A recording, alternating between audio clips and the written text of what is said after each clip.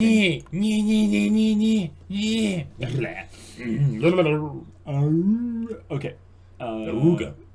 Alright, welcome everyone. We're Semblance of Sanity. I'm Caleb. I'm Jacob. And we're here, of course, for Haikyuu, episode 18. Yes, and we are in the Dateko match. Let's go, Dateko. I love it. I love it too. The match in particular, though, has been slowed down the most we've ever seen a Haikyuu match. Though. Absolutely. And I'm kind of liking it because I was always wondering, like, how would they do an actual, like, epic match without making it seem too similar? Right, because Dateko is that, like, epic combatant that they need to face. Iron wall, right? And there's a lot of personal reasons why they have to do well. Right. And now it's almost been going too well. Well, yeah, it's hit that kind of tense moment where Dateko's starting to figure out how to defend against them, and they haven't even finished the first set. Exactly. So which means they're winning. Karasuno is winning. Barely. Yeah. And things could shift really quickly if they lose that momentum going forward. Right. Also, Dateko gets a little bit of a reset when the first set ends, regardless if they win or lose the set, because then there's no point difference. They can now and use those little margins to crawl back up to being ahead of Karasuno. And I almost guarantee you the second set will be a Dateko win. Like, I almost guarantee you. Like, I love having those, like, those things of the tension going on a wave, of having this constant moment of ups and downs. Because it would feel weird if Karasuno actually just beat Dateko 2 sets in a row. Like I don't think it would be weird, but they would need to really deliver it quite well. Right. They would need to sell it to us in such a way that it was a big struggle, but you know what? We did it because we're awesome and we're the dark horse. That would probably be the most surprising thing for me, which is why I'm not predicting it. Because I feel like Haikyuu is not a surprising kind of show. It's an emotionally deep, complex show with a lot of simple moments that just feel good. That just just wonderful. And they're just amazing. Yeah, so let's get into it, guys. Without further ado, let's watch episode 18. Perfect. Yep. Nice kill. I love that saying. Yeah. Dang. Oh, did it again. Whoa! Nice! Sent it through them! But they just need one more point. That's gonna need. I mean, I suppose Dateko and they're still serving, you know. Right. So with going forward into that, Dateko will get that moment of breather to be like, okay, how do we want to do this? How do we want to receive against this? How do we want to defend against this? Yep. And then maybe start connecting a little bit with figuring out a way for their offense to maybe match Karasuno. Because they can determine, like, okay, who's their weak receivers? Exactly. And, you know, and it could be a very similar thing. It won't take that long to figure out. Yeah. I think Tsukishima's gotten a lot better, though, because he was the weakness in Abajisai. Right. Yeah. Yes.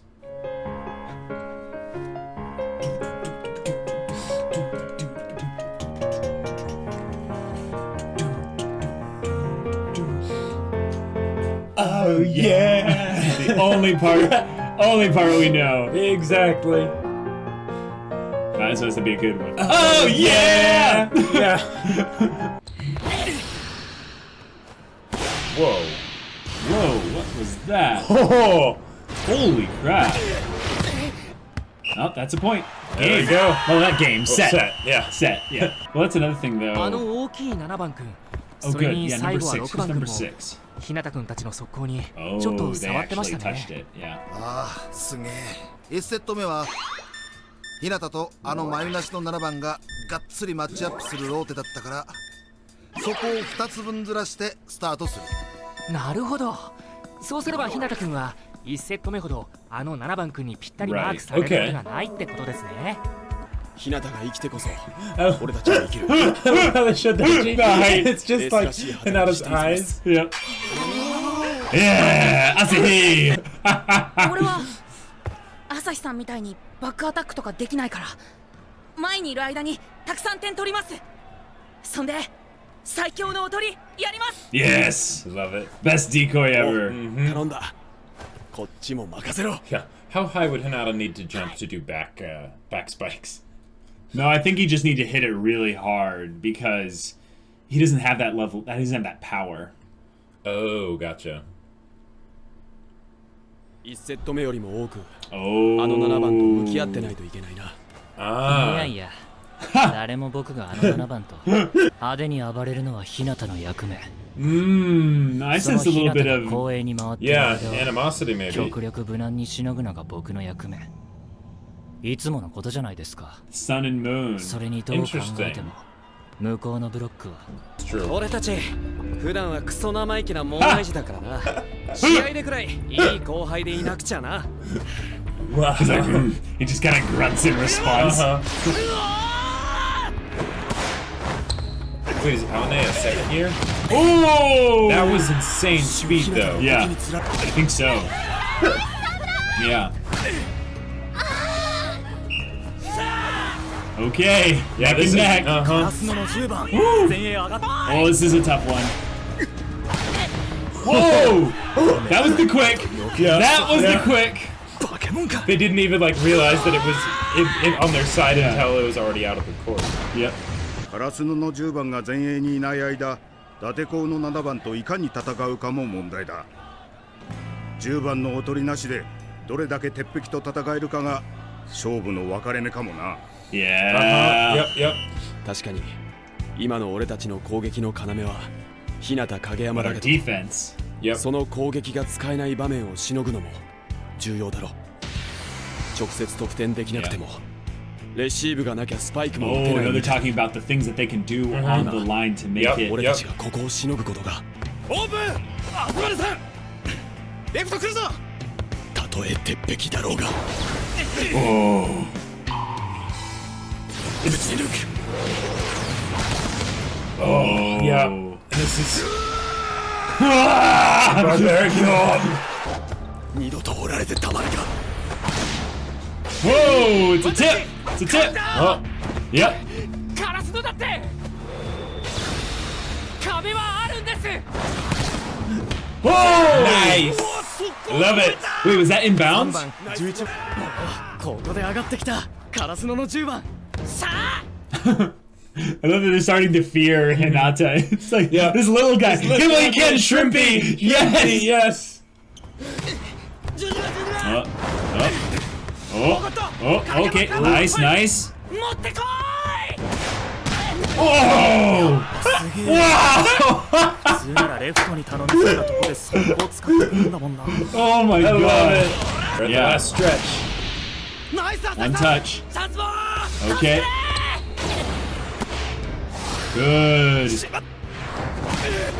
Good. Oh, nice try, buddy. Nice try. Oh, Didn't yeah. get scared 崎さ here. ん青根の影に隠れちゃって舐められてんじゃないっすかああふざけんな鉄壁は俺たち全員で Whoa! Whoa! Nice! 西野屋ナイスレシーブ持ってこい Yeah. Oh, it barely worked. 吸い込みか That barely マッチ worked. ポイント Oh, Okay, so man. now it's match point. Yeah. Okay, Oh, this that's- is scary. Uh-huh. お前なら次絶対止められる Oh, he was getting down on himself. He was. Now he's encouraging him. Yep. 今前衛には朝日さんがいるから Oh, wow. Right. So this needs to be Hinata's- Asahi's win. Exactly, it totally does.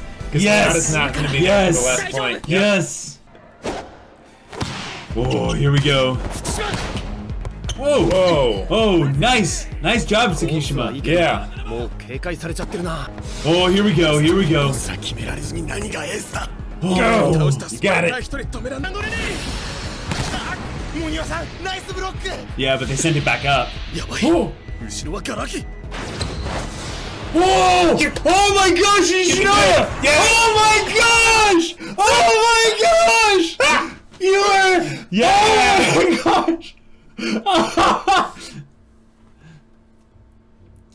Oh, he's going to do just the flip, right? 試合 Oh, 負けんなロゲニちゃん no way. No way. No way. Oh. Is he gonna get it? 間に合わない Oh, he kicked it! He kicked it!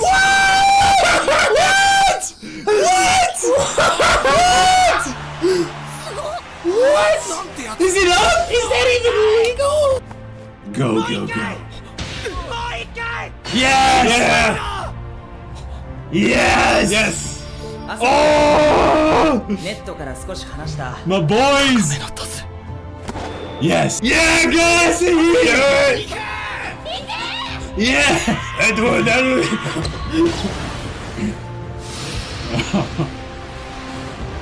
Yeah! Oh, this is. Oh, and it goes out of Nishinoya's eye. Yes, that is so perfect. That is so perfect.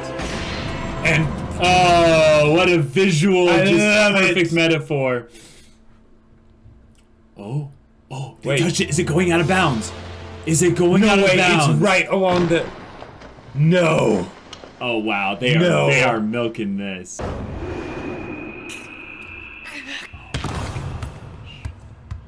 What a game. They really wanted to hype this up. Okay. Oh my gosh, they did exactly what we didn't expect. Yeah. Oh my gosh. Yes. Oh yeah. Oh, that feels so good. Who's shaking hands with number 7? Oh, yeah. Oh, yeah. What a guy.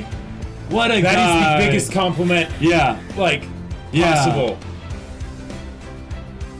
Wow. Oh. And I just went even higher, like, on my list of, like, side characters that I just love. Yes.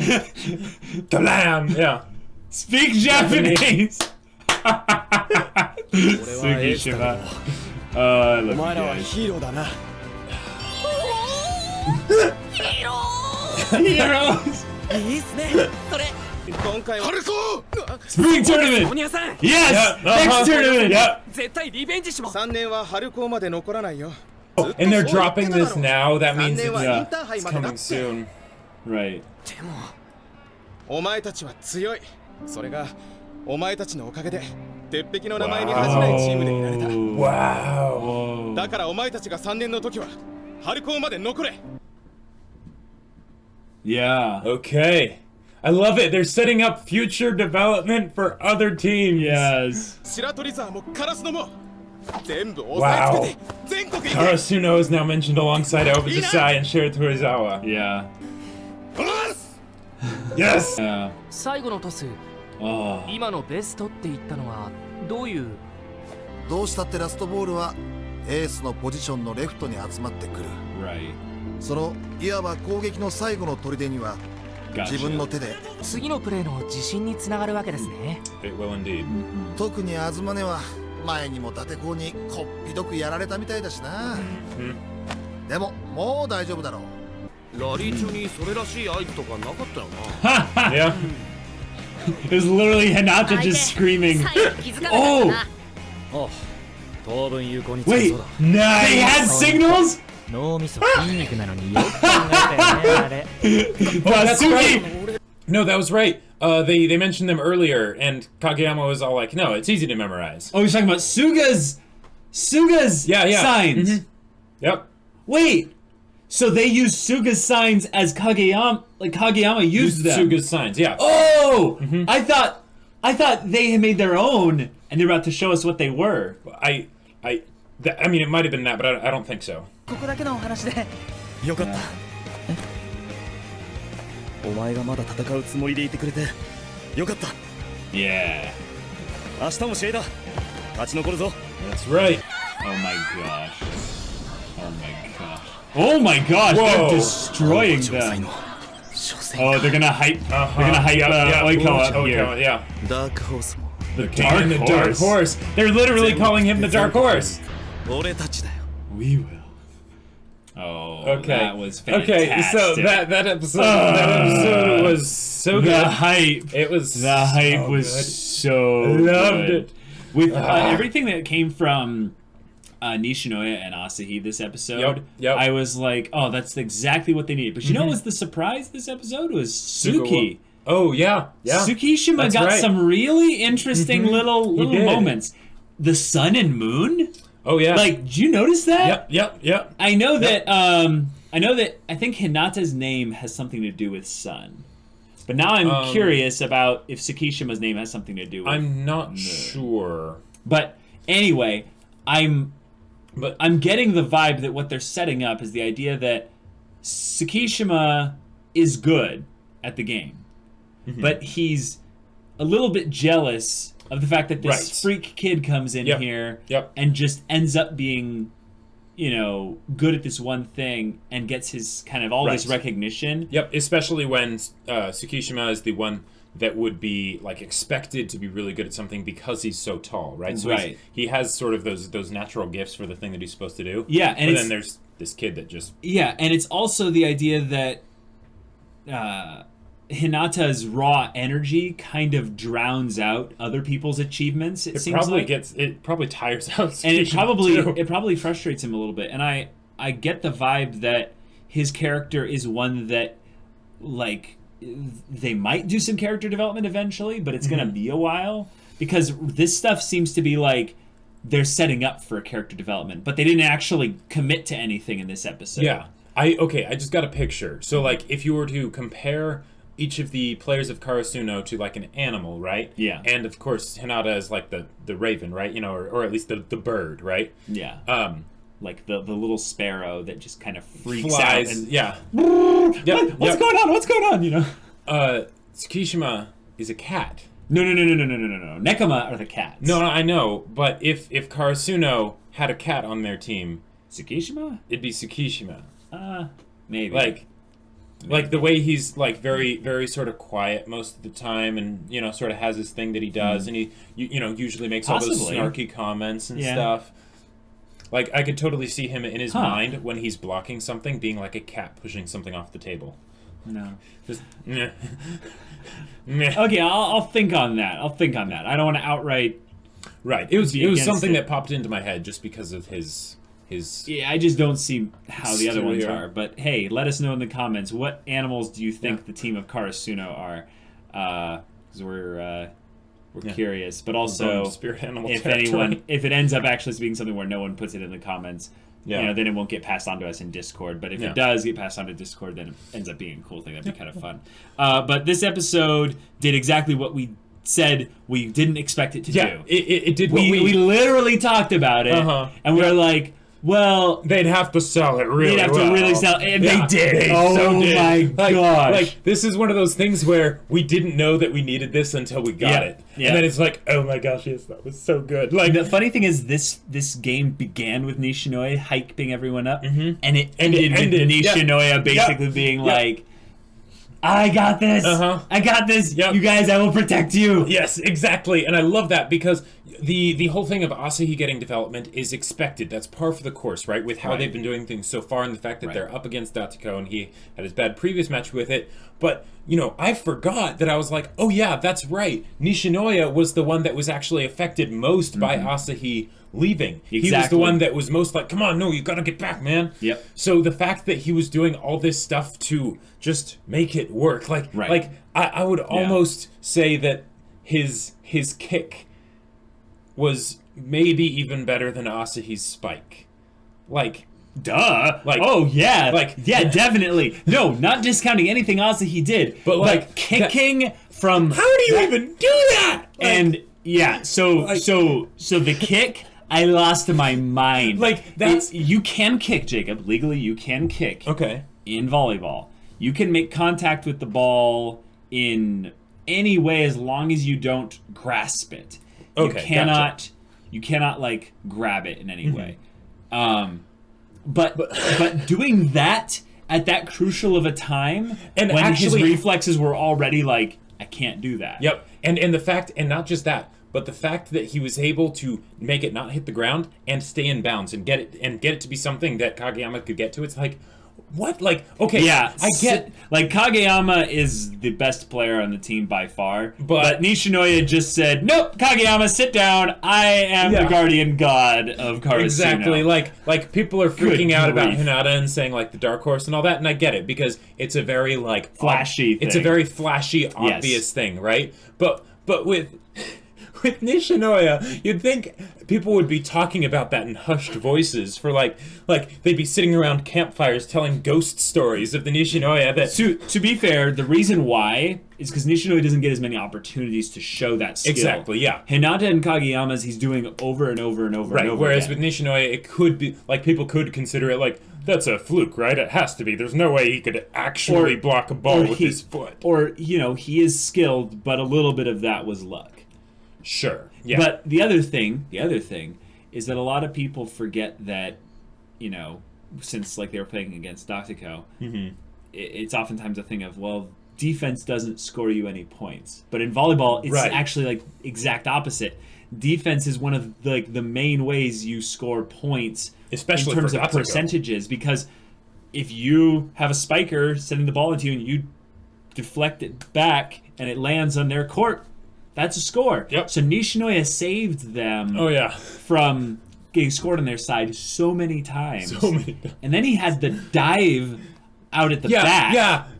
So it's not a fluke. Like Nishinoya did it is amazing. Both ways, with his hands at a dive and his foot. His foot, guys. Like how do you guide that? Like you don't. Like even if you get your foot there in time. Like that's the thing where I'd go, okay, that's superpower territory. Right, exactly. Like that breaks suspension of disbelief just a little bit. But the fact that they're doing it just once, so they're not like so that way it like we're like, okay, yeah, Nishinoya is amazing, but it probably had some luck in there, and that's fine because rule of cool moment, it's just fantastic. Exactly. If they started doing it all the time, then we'd be like, okay, is there anything that Nishinoya can't get? Like, well, no, we've seen Nishinoya make mistakes. Oh, yeah, absolutely. And he gets so mad at himself for it. It's actually kind of funny. Yeah. Because it's kind of realistic. If you had someone who was really good at something and they made mistakes at it. Yes. Because they're going to make mistakes because no one's perfect. Right. They would get very, frustrated with themselves. Be like, and especially why? in Nishinoya's case, because he's the only person doing what he's doing on the team. With like the other people, there's multiple spikers, even though they're in different positions and everything. And Kageyama's the setter, but he hasn't really made mistakes since like before, right? I think he's made a couple mistakes here and there. Okay. Like technically, the one where he set the ball too close to the net was a mistake. That's but true. It's such a minor one that yeah, it doesn't matter. But yeah, freaking Kageyama and Hinata though, they are doing it. Yep. They are doing exactly what the team needs them to do, and they're doing it so well that they carried them through the Datiko match in terms of scoring. Yep. I'll bet you someone has gone through and like scored Kageyama and Hinata's like quicks and stuff to see like, how many of them score, what's their success rate, blah blah blah, and all this stuff. It's insane. That quick, it's ridiculous. It's freaky. Yeah, but what they did in this episode is also a classic kind of setup for the bigger, badder, even scarier, antagonist coming in the future. Mr. K-pop setter. Well, okay, I've enough with the K-pop comparisons. Okay. He's a pretty boy. Yeah. Yes, but that doesn't necessarily mean K-pop. Okay, fine. He is also very good, apparently. And he knows it. Yes, and a couple of the things we've heard that he's good at, and we've seen actually some of it, is he can set and he can serve. Right. So he is the one that taught Kageyama everything he knows. Yeah. But I think he's potentially less good. He's not as good of a setter as Kageyama. Yeah, because he did seem to be a little bit threatened. But the thing is, he has way more experience than Kageyama. He has way more experience, right? But he also has the serve, which we've seen. Kageyama, I think, serves very similarly. Yes. Because Kageyama does that like crazy jump serve thing. Right. Yes. But the main thing though is that does Oikawa have the Hinata, right? To match with the serves? I think the reason why their team is a powerhouse is they're probably like Nekoma. They're probably just all good. Yeah, where they're like they're just see the thing with Datiko. I think the reason why they lost, to be honest, is that they're not all Ione and whoever number 6 was. Right. Is that they're not all, gods among men that have freakishly large bodies and can jump twice. They can jump twice. They jump up and then land and then jump over here and it's crazy reflexes, man. Being quick. But Oikawa and his team probably have the same caliber of like Karasuno in terms of overall ability, but it's more evenly distributed. Way more evenly distributed. Yeah. And that leads to less mistakes. Exactly. They're not going to pull a Hinata and serve out of bounds. But we have seen them play against Abojisai before, and they won the first set. They correct. I think they might have actually won a full game. Won the game, but Oikawa was only there for like the last point. Or, like, that's right. It was 2 sets, and Oikawa showed up at the last minute. And I think when he showed up, he served like 3 or 4 times in a row and got them 3 or 4 points in a row. And I think it was like the serve. On Tsukishima, the serve, right, every single time. Yes, and I think that's where Kageyama was like, I need to learn how to do that jump spike or whatever, the serve spike, But the scary thing was that we had thought, Tsukishima's a good defensive player, and he was just like, nah, Tsukishima's a first year. Like, he's relying on destroy him. I'll be fine. But that's scary. That's the kind of thing where it doesn't matter what their quick would do because they might never get to do offense. What happens when someone just keeps serving over and over again? Yeah, that'll be crazy because that seems like it'll be the thing where there will be big swings. Whereas with Datiko, it was like them, constantly like one-upping each other and things like that. It'll be something suddenly where it's like they just ahead 6 points. They're ahead 6 points, and then it's like, all right, Karasuno has the ball now. We need to make good on this. We can't just score like 2 or 3 points. We need to get a lot. Like they catch up 2 points, exactly, but then like Abojisai maintains a 4-point lead for a while or something. Okay, now, I hate to make this comparison, kind of, not really, but because it seems, like, too obvious, but Oikawa really reminds me of Gilgamesh. Oh, Well, he's voiced by Hisoka. Did you know that? Oh. I didn't.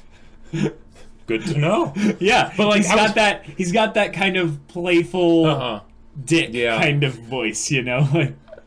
But like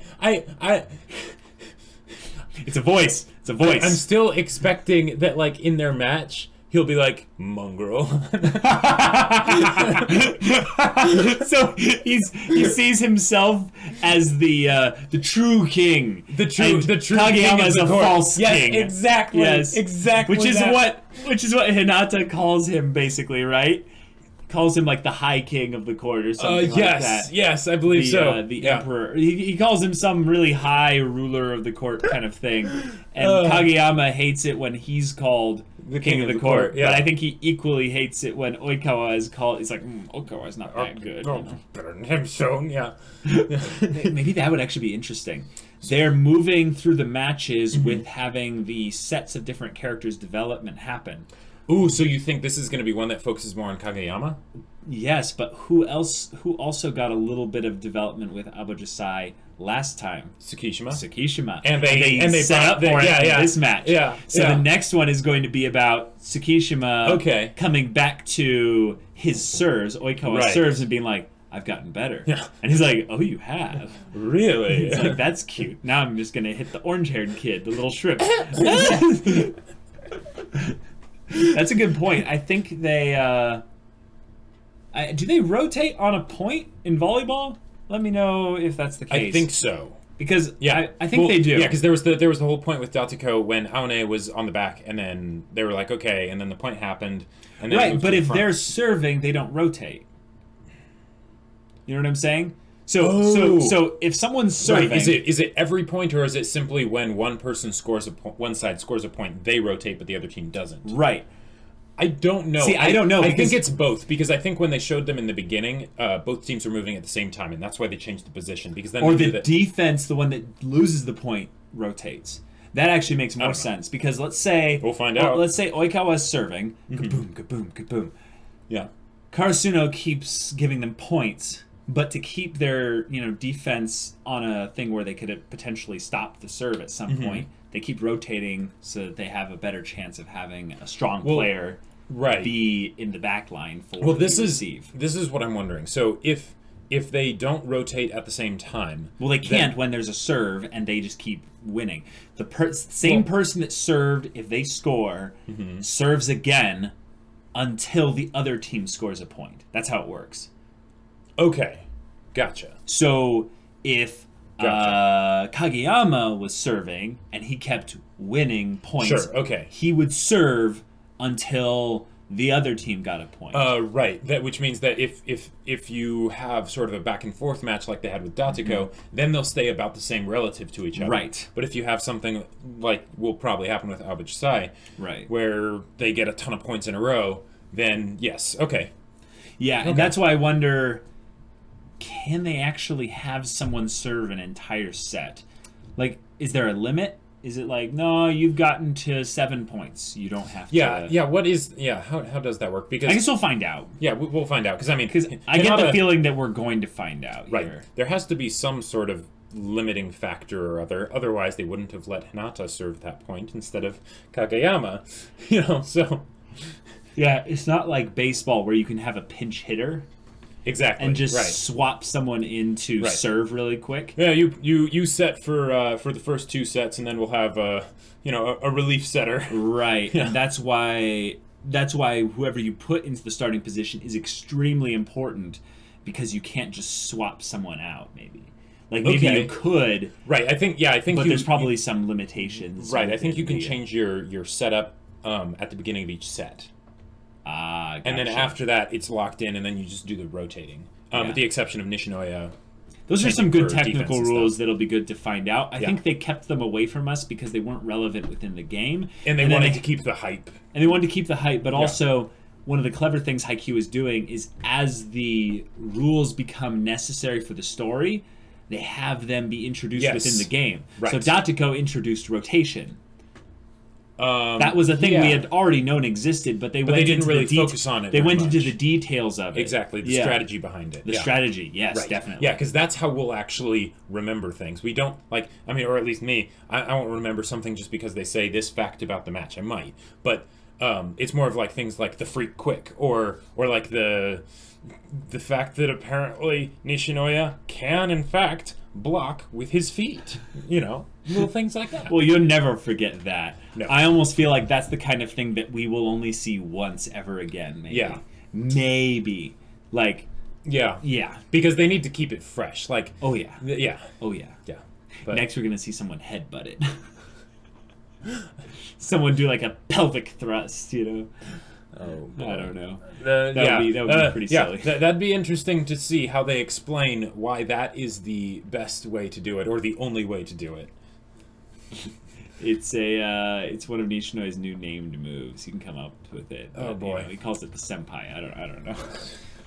But I don't know. The bit with having the other people watch them though, I think is kind of cool. The people that watch them are people that we've all been introduced to, and I think in other shows, in lesser shows, they would just have random passerbys sometimes be the people that are giving commentary. Right. Or here's another thing that could happen. There wouldn't be a good reason why these people are cheering them on and watching. Because in this case, it's all people that have played before, right? It's either the girls' team, all right, so they're from the same school, of course they'd watch and cheer, or the other two were the people that they played during the match with they're Ukai's friends. Yes, Ukai's friends. So naturally they'd be there because one, he's the coach, and they want to support their friend before, Yeah. Whereas and then Abujisai giving commentary because they're going to play a game there that day, and they also want to be like, okay, how have they improved? Because they had some they really lost against stuff. But they also had Karasuno's techniques were very good but raw and untamed. Right. That was how the coach described it. I think back when they first met them was that Karasuno, you guys have a good team, but you need to refine yourselves a little bit. Get polished. Yeah. And we'll bring our A game the next time if we face you again. Gates of Babylon with Volleyball's coming out. Oh my gosh. Unlimited Ball Works. Oikawa was just like, oh yeah. And Mongrel. The Iwa guy, is just like, he's like, okay, I'll stop. Any other highlights from this episode? Oh yes. I don't think we mentioned this one before, but Nishinoya's blocking it with the kick because that can't be brought up enough. We already brought that up, Jim. I know, multiple times, but it needs one last mention because that was fantastic. Yeah, I feel like we mentioned this during the actual episode, but the Asahi breaking through the wall for the final point was a good visual metaphor for not only what this is literally doing for the team, but also what it is, metaphorically doing for him. Exactly. It's basically unlocking his confidence again to be able to break through the walls that are presented to him in life. It's just going to make him a lot more of a confident individual as just a whole. Also, that whole thing of having the ball be going right along the net and then dropping on the net, that was like, okay, I see what you're doing. Like, that's the kind of stuff where you're like, really? Yeah. Really? Like, you're really trying to milk this tension here like as much as you can. But we love it. Yeah, I'm such a sucker for it. I think that this episode was just a really, really good, tense, feel-good episode. Yes. But I liked that during the actual game, the tension was there because Karasuno was winning. And if they had been losing, I would have been thinking, this is as expected. So basically, the whole match, I was waiting for the other ball to drop, so to speak. Exactly. Basically, the other turn. Basically, the point where Datiko would switch things on them. And because they came close all the time, but I don't think Datiko was ever in the lead after they were like 5 points or more into the game. Like Datiko was in the lead for like a little bit, but it would be more like they were never more than 2 points in the lead. Exactly. Which is another thing that's like, oh man, that's rough for Datiko because they have such amazing players. And it's like if they had just that little bit extra, they would have won. But they didn't. I think their thing was you can't win a game just on defense. And they did have some good offensive players. Like they psyched up the ace that one time. That was pretty funny. That was good. Also, they didn't really have a specific, I'd say, tactic for offense. It was just a defense tactic. Yeah, make the enemy lose. Yes, exactly. Yeah. Or discourage or disparage them. Right. They did a decent job of giving... I know probably Ione is not a fan favorite character. I mean, he doesn't talk, really. He's kind of intimidating, and he's probably out of the show mostly by now. Sure, He probably will come back at some point. Oh, I think he definitely will. But, he's not going to be back for a long time. Right, yeah, because, when he's back, that means that Daichi, Asahi, all that stuff will have to have happened. But the thing is they even for him, which he has way less, redeeming qualities compared to some of the characters on Nekoma's team, or the characters on Abujasai's team. Yeah. And yet they really made me feel for the guy. Right. Because that part where he's really disappointed that he's not able to stop Hinata's quick, his buddy comes up to him and is like, you got this, dude. Right. And he just kind of goes... And by the way, I want to give a real shout out to that because they made me care about a character at first because of design and abilities. Right? And he did have that presence of just like the intimidating, I'm a big dude and I'm a very good blocker. Strong. You will not beat me. Yeah. But they gave that extra bit of depth to him by having him start to get down on himself, and that's something that we wouldn't have necessarily noticed if not for his buddy coming in and saying, "Hey, you got this," because that is inferring an understanding between the two of them based on past experiences that he's like, hey, I know that at this point he's probably getting down on himself a bit, and I'm going to give him some encouragement. Right. Which is great because then it also gives the whole rest of the match new perspective because you can see But it was solidified when he came back to I think that was the team captain the third year, and he was like, spring tournament! Yes. And I was like, yes, that's exactly it. Well, and also when he gave Hinata the handshake. Oh, when he gave Hinata the handshake. Was That was so good. I loved stuff right there. Yep. Like, because Hinata, I don't think Hinata's ever really been respected as a volleyball player up until this point. I was going to use that word if you didn't. And I think one of the things that guys quite often will just crave when they're in a sports setting is that kind of that thing that Asahi described when they're like, "Oh, you better watch out for that guy." Yeah. And that's what Hinata experienced. This game in particular was, we got to watch out for that number 10. Exactly. And he's just like, "Oh, like what? Yep. I'm the guy that's scary? What? But what about the ace over there?" And they're like, "Yeah, we got him, but like this number 10 is doing something he's tough to handle. Crazy." And at the end, number 7 acknowledging him like that, and no one else. Even though he probably should have acknowledged like Kageyama and you know. But the thing is he was Hinata's personal foe in this match. Exactly. Right. And he basically said, "Congratulations, you did well. I respect you. Which is I will destroy you in the spring tournament, but I'm not going to say that to you in front of you." Right. Which is not the right time. That's another basically redeeming quality that they gave to someone who, up till this point, was more of a caricature than a character. Yeah, he did not have a character. One, because he didn't talk, and two, because they gave him nothing more than to be the wall. Like and he did that very well. He was very easy to understand as being that, but this was where they gave him that extra depth, which was great. Yeah. But that was good. I really got super hyped with the whole last 5 points with Nishinoya and Asahi breaking through at the wall, even though Hinata wasn't there to decoy for him. Yes. And it was so good. If all the episodes, not all the episodes, if all the matches moving forward are as awesome as this one, or equal to, or even like a little bit below, even a little bit below, like that is so good.